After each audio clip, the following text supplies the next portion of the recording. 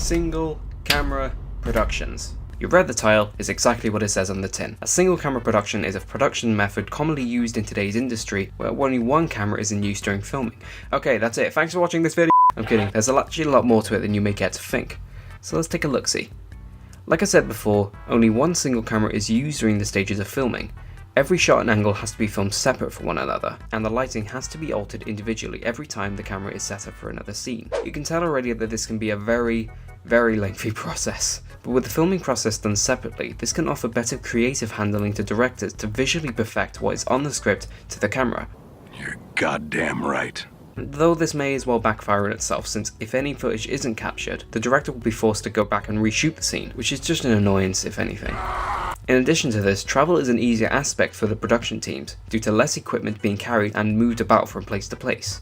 Comedies and crime dramas are often first in line to use this style of filmmaking, since each scene has to contribute to moving the story forward. However, this style is no stranger to amateur productions as well by its cheaper nature. This lengthy yet effective filming method is a much easier task on the editors during post-production, since the scenes are shot more separately instead of all at once on multiple cameras. As a result, clips and filming can be organised and edited together more efficiently.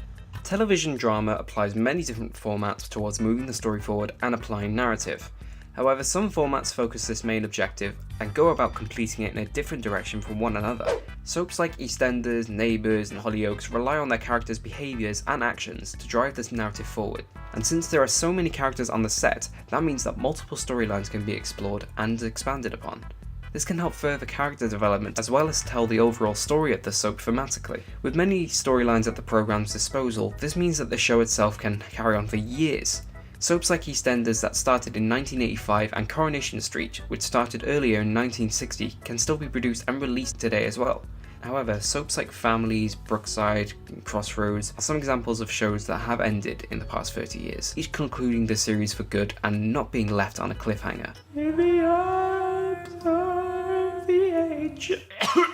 With serial shows, compared to the soap format, the locations and characters are a common piece to the show's production, though the format relies more on cliffhangers, since the episode won't end the entire plotline until the final episode or season. They are also put with a set number of episodes per season, each episode furthering the storyline to an eventual conclusion.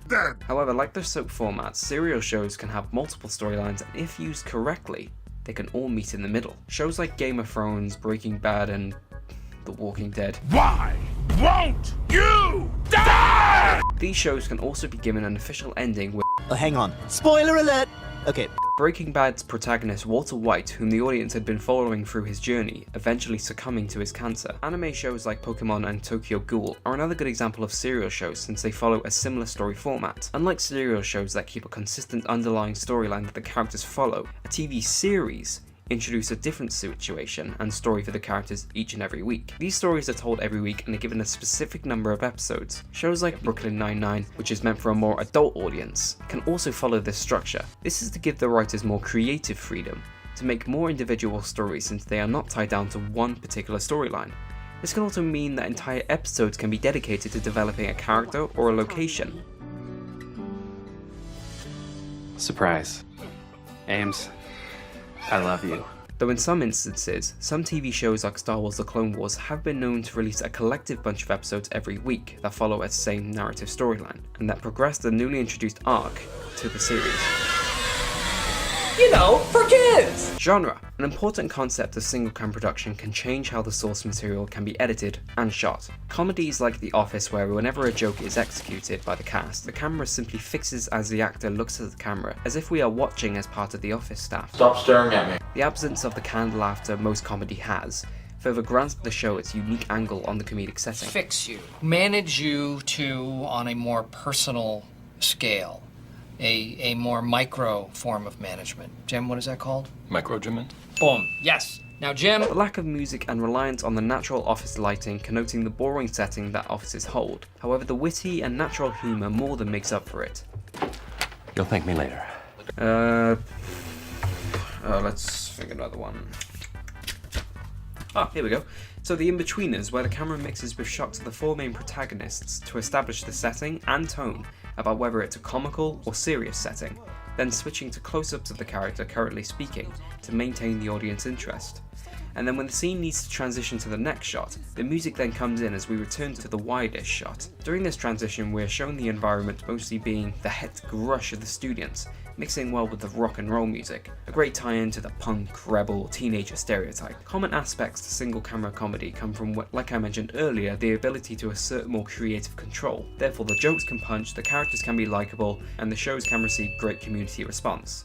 Narrative structure, I've done this before. When creating a storyline, there are many different paths you can take. Linear storylines is when the story is filmed and told in chronological order. Or, its opposite, non-linear narrative, is when it is filmed and told in non-sequential order. Whilst flashbacks are an editing technique, it can also be called a narrative technique, Christ, who wrote this? since it is telling the story's narrative, only in more a different way. Okay, a more technical one is called an open and closed-ended narrative, which can determine how the story is concluded, leaving it on a cliffhanger, as well as makes way for potential sequels and future episodes. Now, to understand the true art of editing, we must go back to a time where it was never even heard of, when film was but a simple depiction of everyday life, and not the escapism we as a society love and crave today. Right, here's a time device. I put in some dates already for you. Now see for yourself the history of editing.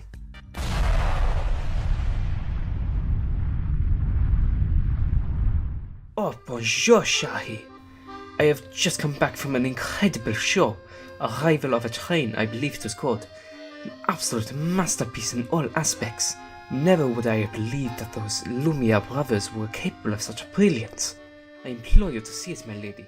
Au revoir, Shai. Ah, we meet again, Charmant. You've heard of that George Méliès, oui? He's just released a Trip to the Moon. Some travelers get in a spaceship and get blasted to the moon. Some are saying that Genie is the first editor they are calling him. It's like stepping into another world. Incredible.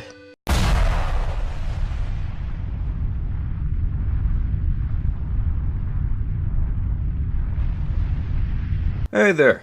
Come see Birth of a Nation, partner. Radio, let's get that ticket for you. I've seen it myself probably 3 times already. I tell you, that director, D.W. Griffith, I think his name is, sure knows how to tell the truth. I was nearly shedding a tear. Trust me, pal, you'll love it. My wife said it's called continuity editing or something. What do I know? Here you go, enjoy. Back again, partner. Let me guess. Intolerance? Coming up. I guess you heard about Griffith's new film. Just as good as Birth of a Nation. Dare I say even better. No spoilers, but I tell you, it tells 4 different stories in one movie. Definitely changing the game.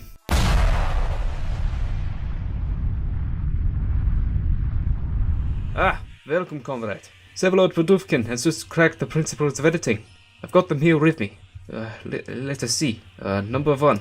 Cutting between 2 scenarios to highlight the contrast between them. Let's see. Number 2. Parallelism. Cutting between 2 seemingly unrelated scenes, but focusing on parallel features. Number 3. Symbolism. Intercutting between 2 images that have a symbolic connection. Number 4. Simultaneity. Cutting between 2 shots of simultaneous events to drive up suspense. And number 5. Leitmotif.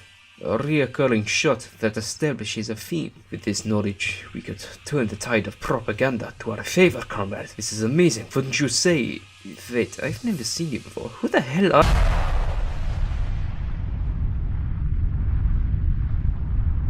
lot of people think that cutting is, or we'll say montage or assembly, is taking a man from one place to another and jumping into a close-up of him, which Griffith invented, it's true.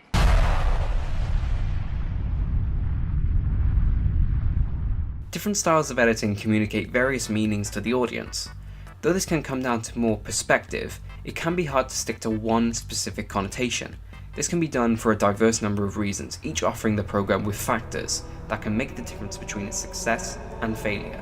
No, I think I just made that a bit more complicated. These can include drama development, the relationship with the selective genre, creating motivation, and keeping the story at a good pace. Different techniques and conventions made during the editing process can be key to building the storyline. It's important thematically to keep the editing style relevant to the genre. Horror shows would implement jump cuts, close-ups, and tense music to build up its core function, fear, and tension. Comedy's main focus is to, obviously, make the audience laugh. The dialogue is an aspect of comedy, especially in stand-up, but in television, visual comedy is something that can be hilarious if executed correctly.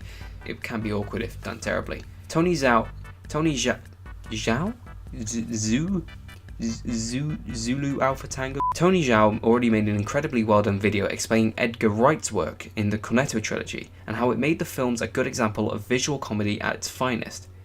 Camera work, sound, lighting all need to be sewn together perfectly. Okay, so like long shots for example can be used to focus on the landscape of a location and help the audience become familiar with the new surroundings. Medium shots commonly used when the subject is speaking or delivering information. They can be mixed with a low or high angle style, one to represent vulnerability and one to represent superiority. Crime shows often tend to apply these techniques when encounters with villains and the heroes collide to let the audience know who is the stronger individual. That's all we got time for today, folks. I hope you enjoyed this video. And until next time, buy me a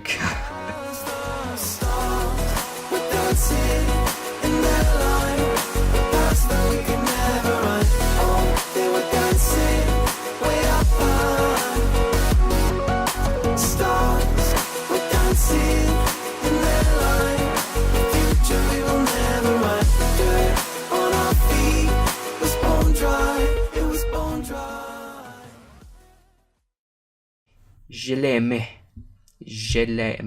Hang on. Je l'ai aimé. Okay.